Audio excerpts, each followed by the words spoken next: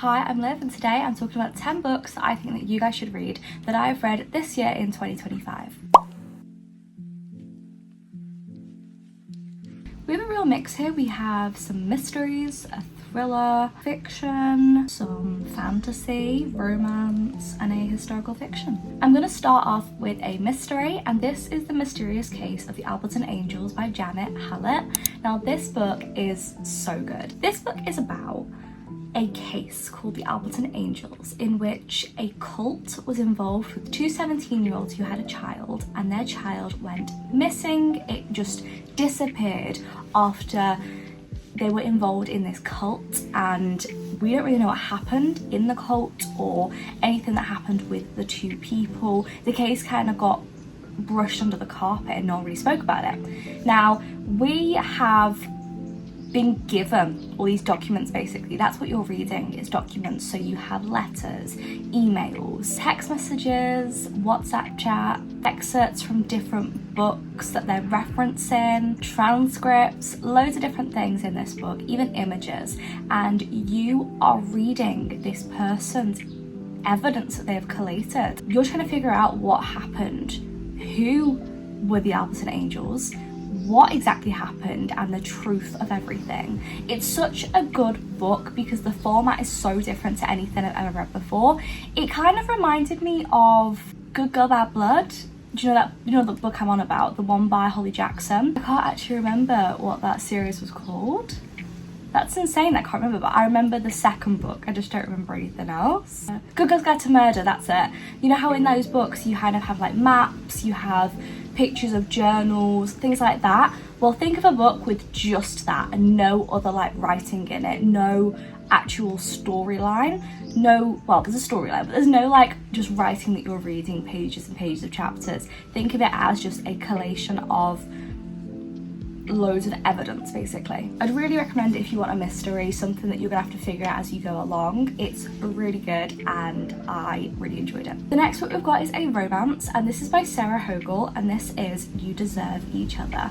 I honestly love this book so much. So this book, we have our two main characters and they are about to get married. They've been together for a while and they're about to get married, but they are sick of each other. They are sick of pretending to be other people, and they're just sick of each other, but whoever calls off the wedding first has to pay for it. And you've kind of got to be the one to be like, oh yeah, I called off the wedding. You know, you've got that guilt on you.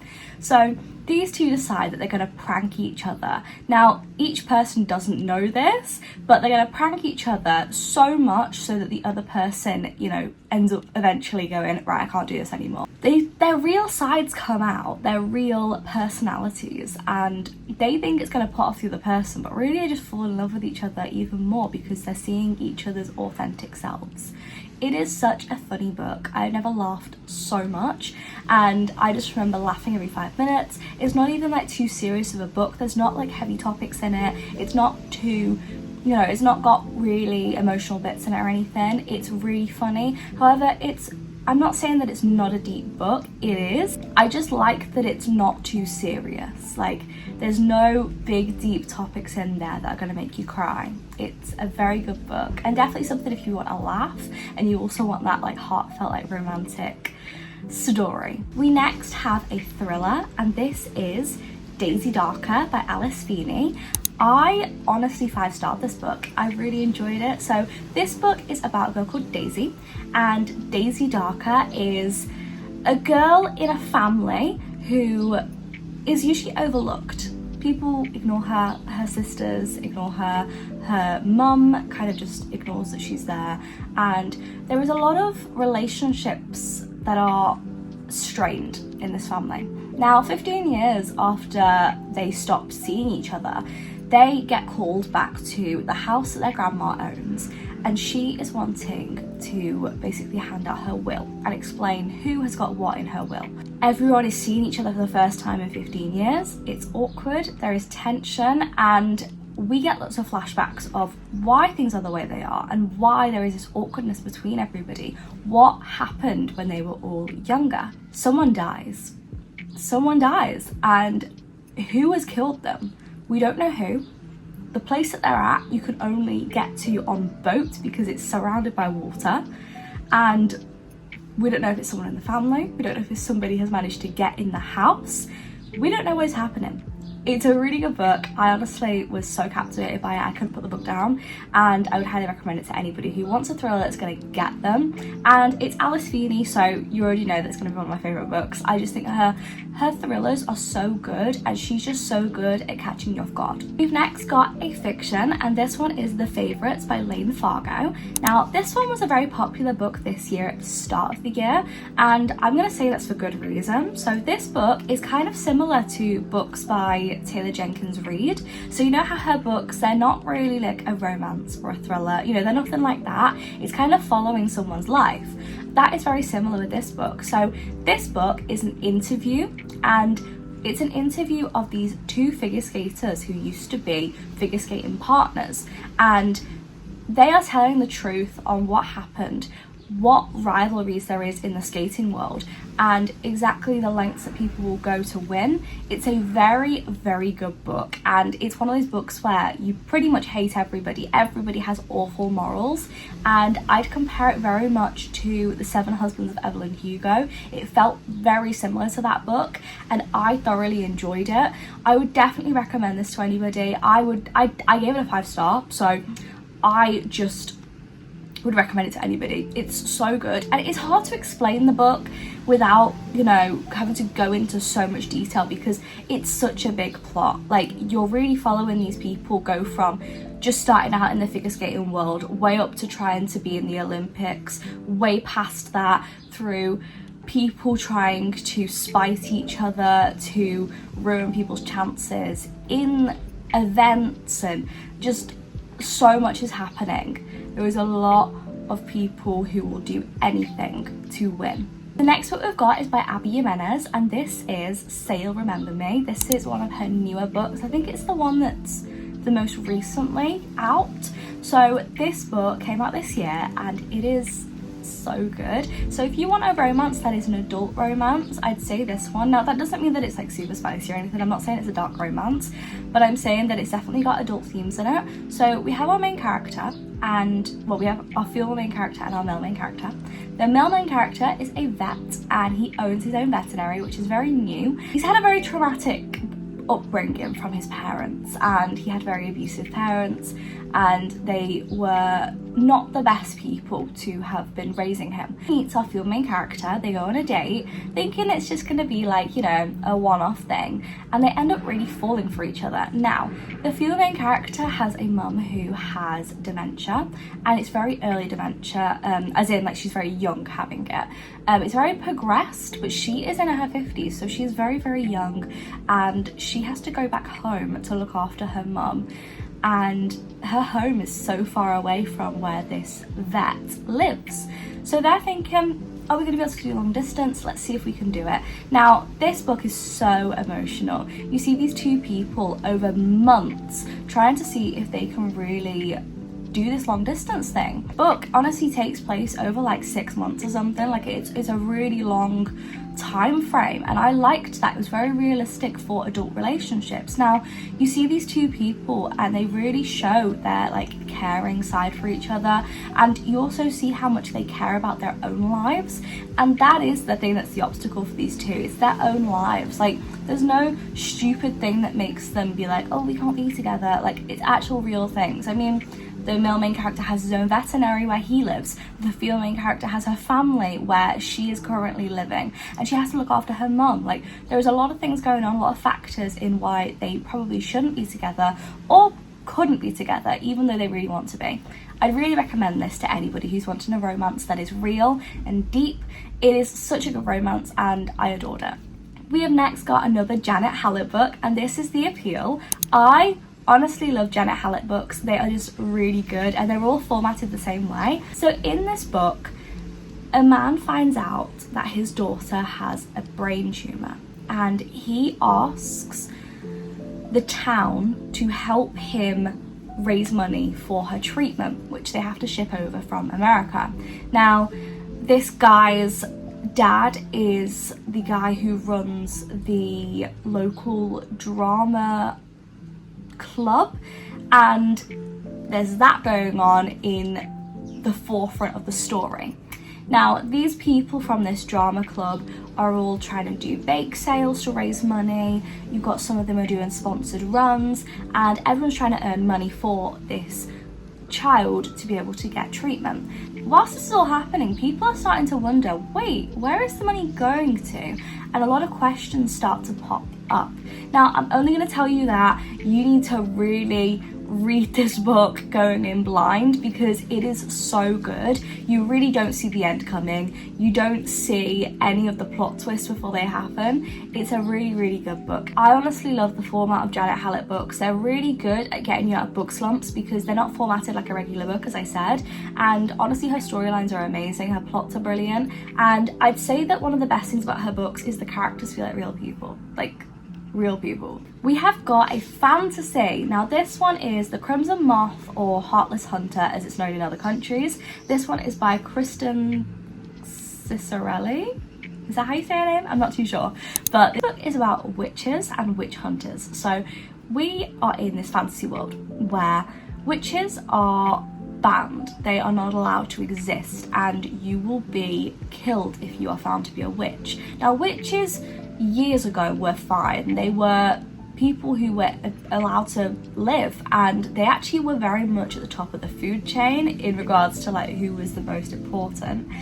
However, witch hunters managed to overthrow the witches, and ever since they have been hunting the witches and killing them. Now, a witch who is a witch in secret has been managing to get out witches and save them. She ends up trying to flirt with a witch hunter to try and find out information from him. However, he believes that she is this witch who has been managing to break people out of these prisons, but he has no evidence, so he is trying to flirt with her to get information. So they're both flirting with each other, and there is tension there is swoon-worthy moments, but all the while there is very high stakes. Now this is book one out of a duology, and the second one is out. I have bought it and it is on my Kindle, but I'm just really nervous to read it. But I'd really recommend this one. It's really, really good. The fantasy, as in like the fantasy world, the politics, isn't too confusing, and it's pretty easy to get your head around. It's written very well. I really managed to understand all of the story, even though there are in-depth bit about the magic and, you know, markings on the witches that people can recognize a witch from. Loads of things like that, and like the past and things do come up a lot, and it's very easy to understand basically. I would recommend it. I think it's a really good fantasy, and especially if you wanted a fantasy about witches. We next have Belladonna, which is another fantasy. This one's by Adeline Grace, and this book is a 3-book series book. It's set in kind of the Victorian era, and in this era we have a young girl, and she is called Signa. Now Signa's family have died, and she ends up going to live with another family which are connected to her own, and this family is a little bit dysfunctional in a way that the head of the family's wife has died, and so he very much is relying on alcohol. Now his daughter is also very unwell, and they don't know why she's bedridden. You also have the son of the main guy of the house, and he is trying to hold the family together. There is a lot of stuff happening in this book between the family. Now they all care for each other, of course, but they're all dealing with a lot right now. So Signa can also, little bit of the fantasy is that Signa can see dead people. She can see ghosts, especially when they've just died. And for some reason, all of the families that she's had growing up, as in like foster families, have always died, and she doesn't know why. In this book, fate, death are real people. They are real people, and she can see them. This is a book that has like a very big plot line, and all the while she is trying to work with death to help her and help her figure out why things are the way they are and all the mysteries of the manner that they're in. It's a very good book. It's written very well, and it's just so unique in the way it's written. Like, death is a person. They don't go down the typical like, you know, like fae and everything and really mystical world. It's literally like a Victorian world that you're in, and I just love the story so much. It's a brilliant plot, and I've read all the books in the series and I really enjoyed them. I'd next recommend Love of My Afterlife by Kristen Greenwood.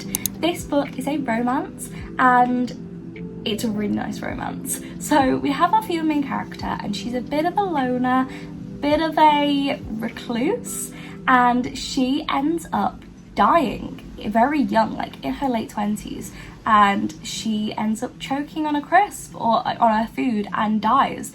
Now when she gets to the afterlife, she is confused and she doesn't really understand what the hell happened. How is her life gone? She's not done anything with her life. Now when she is there, she bumps into a guy and they have a spark. There's something between them, but the people in the afterlife say, oh no, you're not meant to be here, and send him back to Earth. He is not dead, he has just been put under anaesthetic, and so he is knocked out for a surgery and accidentally has been brought to the afterlife. Now, she thinks that this guy's her soulmate. He has to be. There was a spark between them, and now she'll never know who he is or who he was. She makes a deal with somebody in the afterlife and they send her back to Earth. However, she only has 10 days to find this guy, make him kiss her, but in a way that he chooses to do so, to find out if this guy is her soulmate. And if she kisses him, she can stay on Earth. So this book is all about her trying to find him and figure out if he is her soulmate, and there is romance in it, but it's such a good book that you don't see any of this coming, and it's really good. Now she ends up working with her neighbour to try and find this guy, and her neighbour, he is very grumpy, doesn't want to help her, but he will do in return for something that he asks for. Now it's such a good story, and there are so many goose chases they go on trying to find this guy, and it's so funny, and honestly I love this book so much. It was a really good book and I would highly recommend it to anybody who wants to read it. Honestly, if you looked at this book and you thought, I'm interested, I'd really recommend it. It's really, really good, and it was one of my favourite romances of the entire year. The last book we've got is a historical fiction, and this is by Martha Hall Kelly, and this is The Lilac Girls. Now this is a deeper, heavy book, so I will just let you know about that first. So this book, we follow 3 girls, and this book is based on true events and based on real people. 2 of the people are real people that this book is based on, and one of them is fictional. Now this book is based around the Nazis. So one of these people is a doctor for the Nazis and works in a concentration camp. One of the people is a woman who lives in France, I think, or maybe America, I'm not sure. I think it's America, yeah.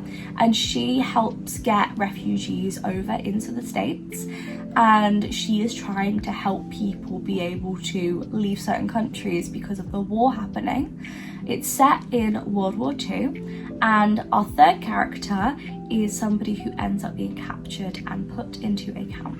Now this book is very, very deep. I sobbed my heart out. It's written very well and very factual. Now the thing about this book that drew me in is at the beginning of this book there is a letter from real people. So this is an author's note basically at the start of the book. In this note we are told that Martha went to visit people who were in this camp and were made to endure torture, and really takes their experiences and weaves it into the book, and we get to see a glimpse of like how they felt about it and their opinions and what they felt about the book before you've even read it. And I liked that. I thought it gave it a bit more, it gave it feeling, which I thought was a very good thing to include, because this is about real people at the end of the day. Even if you have got a fictional book about a real world event, it's still based on real people at the end of the day, and so sensitivity is obviously needed. This book was really good, like really good. I remember crying so much at this book, and I thought that the pacing and the storyline were brilliant. I thought that the facts used were amazing, and from somebody who is a history buff myself, I know quite a lot about World War II. I thought that her use of certain plot points in this book were very good and handled very well. The information used was factual and wasn't fabricated to make the story more interesting or anything. It was very, very good, and I think that Martha Hall Kelly has a real knack for writing with a good amount of sensitivity towards historical events, and I'm wanting to read more of her stuff, like as soon as possible. I'm honestly wanting to so bad, but I am nervous, of course, because her books do destroy me, and they're based on real events, obviously, so they are going to hit very hard. This book honestly was brilliant. The 3 people that she wrote about, whenever it was their turn as the narrator, it felt so distinct, like you could really feel that character as you were reading about them. And it's like each one, like I don't know how to explain this, but it felt like each one had a different tone. Does that make sense? Like it felt different with every single narration. Storytelling was brilliant. I thought that it was very clear what was happening, and even though there was 3 separate plot lines happening at the same time that were all interconnected, it was very easy to follow, and I had a very easy time absorbing the material. I had a very easy time understanding what I was reading, basically. Written in a brilliant way that I don't know how many times I can say it, but the sensitivity was achieved. And the reason I say that is because I have read books in the past that I've just thought, like, what is happening? Like, why is this book existing? And I just really don't like them. They have been historical fictions, whereas this one I honestly thought was written with such tact. It was written brilliantly, and I'm so glad that I read it, honestly. I'm so glad that I read it. That's been the video, guys. I hope you guys have enjoyed. I will see you soon with another video. Subscribe, like, and do that stuff. Go check out last week's video, and I'll see you guys pretty soon with another one.